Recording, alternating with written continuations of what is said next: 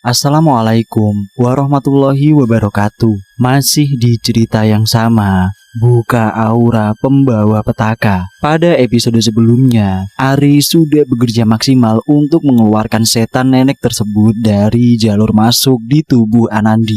Tapi tetap saja gagal. Ari belum menemukan titik di mana tempat bermuara setan nenek tersebut. Kita berdua udah beberapa kali mencoba berkomunikasi dengan Anandi asli, bahwa dia harus membantu kita mengeluarkan nenek tersebut. Anandi harus mengeluarkan nenek tersebut dari dalam dirinya. Tapi Anandi nggak bisa mengontrol emosi dan jiwanya. Tubuh masih berontak dan mengeras.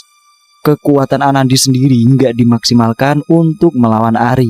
Itulah yang membuat Ari kesal. Anandi tahu kalau kami butuh bantuan dia juga. Tapi terkadang Anandi terlalu manja dan mau dibantu tanpa berusaha. Bantu kami ya. Kamu jangan ikutin dia. Dia berusaha menguasai ragamu. Gimana caranya, Kak? Kamu terus baca istighfar dan selawat Nabi. Jangan ikutin kemauan dia. Tapi dia gak mau. Dia maunya tinggal di ragaku. Gak usah diturutin. Lawan dia. Namun lagi-lagi kami gagal. Anandi gak berhasil melawan setan nenek tersebut di dalam raganya sendiri. Untuk kondisi ini, jiwa Anandi masih ada, bukan sepenuhnya kesurupan. Anandi masih bisa diajak berbicara. Anandi terus berontak dan berteriak, "Panas, panas." Lagi-lagi Ari mencoba untuk kesekian kalinya menyembuhkan Anandi. Interaksi antar mereka berdua pun terus dilakukan. Kendati kita suka bingung gimana harus berkomunikasi dengan Anandi yang asli. Ari masih terus-terusan memaksa setan nenek tersebut untuk segera meninggalkan raga Anandi. Namun yang terjadi malah sebaliknya. Pemberontakan dari setan nenek tersebut sampai ada salah satu percakapan yang bikin gua mau ngakak. "Hei setan, kamu masih gak mau keluar ya? Keluarlah sekarang." "Aku gak mau keluar." "Kenapa kamu betah di tubuh Anandi? Tempatmu bukan di sini." "Aku gak tahu harus tinggal di mana."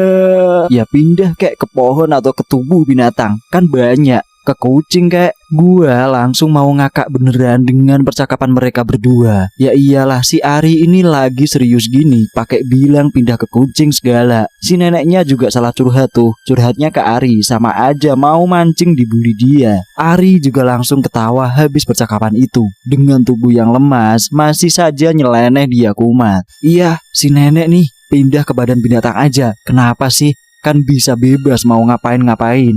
Atau pindah ke pohon, adem gitu, karena di sana kan cemriwing." Ya itu sekedar hiburan sedikit untuk kami yang benar-benar stres kala itu. Bukannya mau ketawa di atas penderitaan Anandi, kami berdua juga menderita. Gua lalu nyaranin Ari untuk menghubungi tantenya yang ada di Jawa, minta bantuan. Waktu itu sudah menunjukkan pukul 4 pagi. Tapi dia gak enak, masih subuh gini, walaupun keluarganya udah bangun untuk persiapan sahur. Tapi gak enak juga ganggu di waktu yang gak pas. Lagi-lagi tubuh Ari kembali ngedrop. Dia lalu sempoyongan menuju ke kursi. Gua yang masih di dekat Anandi terus membisikkan ke telinganya untuk tetap beristighfar. Gua lalu mendekati Ari. Gua bilang ke dia kalau gua aja yang mencoba mengeluarkan setan tersebut di pangkal jalurnya. Ari langsung mengiyakan. Tanpa berpikir panjang, gua langsung mendekati Anandi. Gua bisikkan terlebih dahulu agar Anandi bisa membantu kami, terutama jangan putus beristighfar. Bismillahirrahmanirrahim. Gua mulai memijit pangkal jalur masuk setan tersebut dengan membaca ayat-ayat pendek dan sholawat Nabi. Gua memulai proses pengeluaran setan itu. Walau gua baru kali ini mencoba, tapi gua pede daripada Anandi nggak sembuh. Bismillah dimulai. Tiba-tiba gua terkejut. Waktu gua berusaha memulai menyentuh muara jalur masuk setan nenek tersebut, gua langsung dikejutkan dengan reaksi Anandi yang langsung mengerang dan coba menyerang gua. Tangannya yang mengeras langsung ingin menggapai tangan gua dengan tatapan yang sinis dan menyeramkan. Sontak gua yang berada sangat dekat dengan Anandi langsung menjauh. Melihat kejadian seperti itu, Ari langsung bergegas mendekati gua. Saat gua menjauh dari Anandi, dia kembali tenang. Lalu gua tanya ke Anandi, apakah kepalanya masih sakit? Anandi yang setengah sadar langsung menjawab kalau sakit kepalanya gak sakit lagi. tapi perutnya sekarang yang melilit sakit. Lalu kami biarkan dia memegang perutnya, dan ternyata memang benar yang gua tekan tadi adalah sumber sakit perutnya yang menyiksa tubuh Anandi. Lalu Ari mendekat ke Anandi. Disinilah gua merasa kembali terharu dan mau menangis. Dengan tatapan mata yang sayu dan bola mata yang berair-air, Ari membuka obrolan dengan Anandi. Mungkin saat itu setan nenek tersebut sudah tak berdaya lagi dan pasrah jika dikeluarkan. Dan mungkin itu adalah sisa-sisa terakhir tenaga Ari. Dengan sigap, Ari lalu memencet titik utama jalur masuk setan itu. Mulai dari punggung belakang Anandi melewati pinggang kanan. Di tengah tarikan tersebut, Ari menahan mulutnya agar tidak muntah. Dia terhenti di tengah jalur. Ari langsung terbatuk-batuk. Dia kembali melanjutkan menarik keluar setan nenek tersebut. Anandi yang sudah mengerang kesakitan dengan mulut menganga dan mata yang menghadap ke atas. Sepertinya dia juga sudah pasrah juga. Lalu, bismillahirrahmanirrahim. Setan tersebut berhasil dikeluarkan oleh Ari melalui mulut Anandi. Karena gua berada di samping Anandi, terasa banget hawa dingin keluar dari mulut Anandi. Alhamdulillah, semua sudah selesai. Ari yang seakan kehilangan keseimbangan langsung gua bopong ke kursi. Dia langsung tertidur karena kecapean. Lalu gua bergegas mendekati Anandi yang langsung muntah-muntah. Untung ada kantong kresek di dekatnya. Tak lama kemudian, dengan gontai, Anandi beranjak ke kamar mandi. Gua pun langsung menemaninya. Dia kembali muntah dengan isi muntahan yang lebih banyak dari sebelumnya. Karena dia terus mual-mual tanpa ada muntahan lagi, Ari langsung terbangun menyusul kami. Dia memegang tengkuk Anandi. Disitulah Anandi sukses mengeluarkan semua muntahannya. Setelah selesai, gua langsung membopong Ari kembali ke kursi. Dia sangat lemas, benar-benar lemas. Karena dia gusar tidur, jadi gua letakkan bantal aja di atas meja cermin, biar dia agak enakan tidur. Sedangkan Anandi yang baru keluar dari kamar mandi langsung menuju ke kasur. Gua langsung menyuruhnya untuk segera tidur. Gua lalu duduk di lantai di antara kasur dan kursi. Gua ingin memastikan bahwa mereka berdua sudah baik-baik saja. Lalu Anandi terjaga. "Kak, kenapa duduk di bawah? Nggak apa-apa, Andi. Tidurlah, Kak." "Iya, nanti. Kamu tidurlah duluan. Aku kan dari tadi udah tidur pulas, Kak." "Oh, tidur kamu pulas ya tadi? Alhamdulillah deh." "Iya kak, kalau udah tidur pulas dan terbangun kayak gini, aku susah lagi untuk tidur. Tidur lagi ya, besok kita berangkat pagi-pagi, nanti telat lagi." "Iya, kakak juga tidur juga ya. Naik ke kasur sini." "Nggak apa-apa, kamu tidur duluan Di." Setelah tidak lama kami mengobrol, lalu Anandi tertidur pulas. Gua inget banget waktu itu sudah azan subuh. Betapa malam ini terasa panjang banget. Sangat panjang untuk dua gangguan mistis yang mencekam. Lalu tiba-tiba Anandi kembali terjaga. "Kak, kenapa nggak tidur? Kamu tidur duluan Di, nanti aku tidur."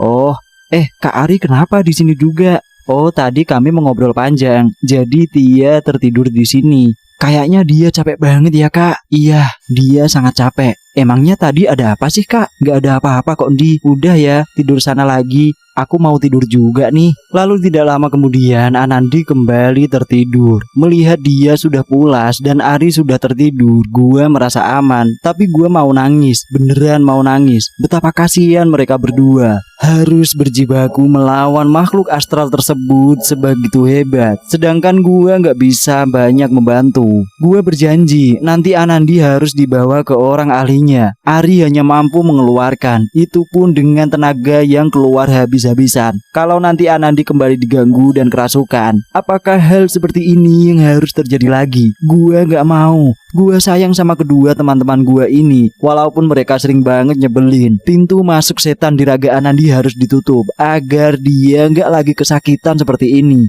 Ari juga gak perlu berkorban seperti ini. Setelah melihat keduanya aman dan tertidur, lalu gua naik ke kasur, rebahan dan sangat cepat terlelap. Gua tidur sekitar pukul 5 pagi. Tidur gua benar-benar nyenyak. Pagi harinya, Ari langsung membangunkan kami berdua. Itu sekitar pukul 7 pagi.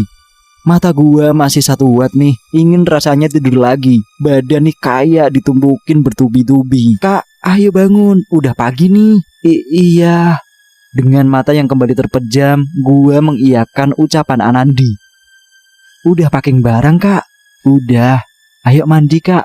Kamu aja duluan, Di. 1 jam kemudian, gue dibangunin lagi sama Anandi. Dia udah rapi dan wangi dengan pakaiannya. Gue langsung beranjak gontai ke kamar mandi. Mandi pagi itu terasa dingin banget. Belum lagi gue harus beresin alat mandi yang belum dimasukin ke tas. Lalu sekitar jam 9 pagi kami check out dari Wisma. Semoga dengan beranjaknya kami dari tempat ini tidak ada setan lagi yang tersisa dan menempel di tubuh Anandi. Gue bersyukur banget, alhamdulillah akhirnya bisa kembali ke Palembang dengan kondisi Anandi yang sudah normal kembali. Sekitar jam 9 kami check out dari Wisma, kami nebeng bentor ke stasiun. Setelah 30 menit berlalu dan akhirnya kereta datang juga. Tapi kok si Anandi yang paling gonta ya jalannya? Pasti capek banget ya semalam. Tapi dia nggak tahu aja siapa yang paling capek dan ngantuk di antara kami semua. Kami bertiga naik kereta. Gua sengaja nyuruh Ari duduk di kursi dekat jendela biar dia bisa tidur nyenyak. Anandi duduk di tengah dan gua paling ujung dekat tempat orang berlalu lalang. Kalau gua sih nggak masalah mau di mana duduknya. Kalau ngantuk mah tinggal tidur aja. Beda dengan Ari dan Anandi yang harus tidur tanpa gangguan apapun. Saat Ari terjaga, gua pasti ngucilin Anandi dan Ari. Cie-cie Ari yang kemarin dapat 2 gebetan sekaligus. Apaan sih? Males banget. Masa sih Kak 2? Ya iyalah, Ari gitu loh. Mulutnya kok sampah ya? Nenek itu kenapa nggak masukin ke PGOT aja ya? Di sana pasti dia banyak teman. Ngaco kamu. Tapi bener juga sih. PGOT adalah pusat rehabilitasi atau tampungan gelandangan dan orang terlantar gitu, yang diurus oleh Dinsos Provinsi di Indonesia. Anandi yang bingung dengan arah percakapan kami, dia hanya bisa terdiam. Dia beberapa kali menanyakan apa yang terjadi semalam, tapi gua dan Ari masih nggak mau cerita. Setelah sampai di Palembang, gua langsung berpamitan dengan mereka dan balik ke rumah. Mungkin Ari dan Anandi juga begitu. Singkat cerita, setelah kami balik dari 4 lawang, memang gak ada hal-hal yang mencekam lagi kayak sebelumnya. Tapi Anandi merasa seluruh badannya sakit-sakit. Sampai 3 hari setelah balik, gua dan Ari belum menceritakan kejadian mencekam tersebut ke Anandi. Waktu itu Anandi sempat ngubungin gue. Kak, kok badanku semua sakit ya? Mungkin kamu kecapean aja nih. Oh iya, ada yang mau aku ceritain Kak. Lalu Anandi bercerita beberapa hal ganjal yang dialaminya. Jadi waktu sampai ke Palembang, dia langsung dijemput naik mobil sama adiknya. Adik keduanya Anton dan adik ketiganya Intan. Yang bawa mobil ini Anton, sedangkan Intan duduk di samping Anton. Intan yang sedang hamil 2 bulan mendadak mual-mual saat bersalaman dengan Anandi. Padahal sebelum berangkat gak ada apa-apa. Anandi waktu itu masih berpikiran positif, mungkin karena dia dari luar aja, jadinya tubuhnya gak enak mencium aroma. Tapi sudah beberapa hari di rumah, Intan masih mual jika dekat dengan Anandi. Bahkan Intan bisa saja marah jika Anandi memegang perut Intan. Merasa kecil hati, Anandi pun semakin tersinggung ketika Intan menyuruhnya menjauhinya. Aku kan kesal Kak, padahal kan Intan dan suami mau ke Bandung. Iya, mungkin karena lagi hamil aja, jadi bawaannya kayak gitu. Kok kayak Mbak Lita kemarin ya Kak? Waktu dia hamil dulu juga gitu. Ternyata aku memang lagi ketempelan. Gua hanya terdiam saja mendengar omongannya Anandi. Lalu gua ceritain hal ini ke Ari. Kami sepakat untuk bertemu bertiga di warung gua. Di sanalah kami ceritakan semuanya, apa aja yang sudah terjadi. Dan gua berjanji akan menemaninya kembali ke rumah Ustadz untuk diruqyah. Gua juga menyuruhnya mencari tahu tentang ritual buka aura yang pernah dilakukannya dan masa lalu rumahnya. Mungkin saja ada sesuatu yang kita nggak tahu. Akhirnya Anandi mencari tahu. Ada beberapa fakta yang baru Anandi tahu dan cukup membuka sedikit demi sedikit tabir misteri kerasukan Anandi ini bersambung. Terima kasih sudah mendengarkan cerita ini, dan buat kalian yang baru bergabung di channel ini, jangan lupa subscribe dan nyalakan tombol notifikasinya agar kalian tidak ketinggalan cerita-cerita terbaru yang lain dari channel ini. Kalian juga bisa mengecek playlist kami. Di sana kami sudah mempersiapkan beberapa cerita untuk untuk disajikan kepada kalian para pendengar. Sekian dari saya, sampai jumpa di lain kesempatan. Assalamualaikum warahmatullahi wabarakatuh. Salam misteri.